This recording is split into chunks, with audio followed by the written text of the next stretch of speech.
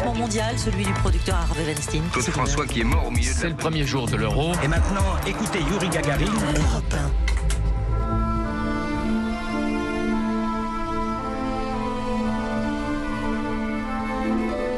Peut-être avez-vous reconnu là le thème du film magnifique de Steven Spielberg, La liste de Schindler. Il y a 28 ans précisément, le 21 mars 1994, le réalisateur américain recevait 7 Oscars à Hollywood pour lui. Bonjour Lord d'Autriche. Bonjour Dimitri, bonjour à tous. Oscar du meilleur film, meilleur réalisateur, meilleure adaptation, meilleure musique. Le film La liste de Schindler, Laure, a marqué de son empreinte l'histoire du cinéma. Oui, l'histoire d'Oskar Schindler qui a sauvé 1200 juifs de la solution finale pendant la Seconde Guerre mondiale. Il était membre du parti nazi et s'est transformé en héros. Propriétaire d'une usine, Oskar Schindler emploie des ouvriers juifs et leur évite les camps de la mort en les prenant sous sa protection. Parmi eux, il y a Léopold Page. Il témoigne en 1994 sur Europe 1 au micro de Michel Grossior. Tout le monde rêvait d'être embauché dans son usine. Je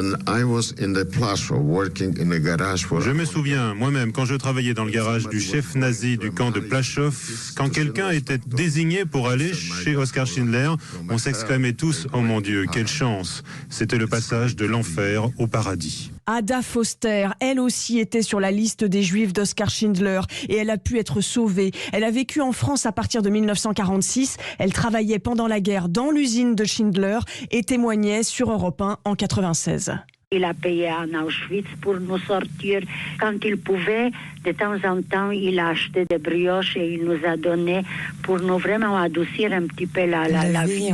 Parce que les camps, il était tenu par les SS. Parce qu'en Pologne, à Cracovie, il y avait ce camp et à l'intérieur, l'usine d'Oskar Schindler. Alors ce film va remporter, on l'a dit, lors 7 Oscars. C'est aussi le premier film non hollywoodien de Steven Spielberg. Oui, un film de 3h15, des images en noir et blanc, la musique puissante de John Williams, un film terrifiant en forme de documentaire pour ne pas oublier la Shoah. Steven Spielberg dit avoir réalisé l'œuvre maîtresse de sa vie. Il veut toucher les jeunes générations, comme il le confie sur Europe 1 en 1994.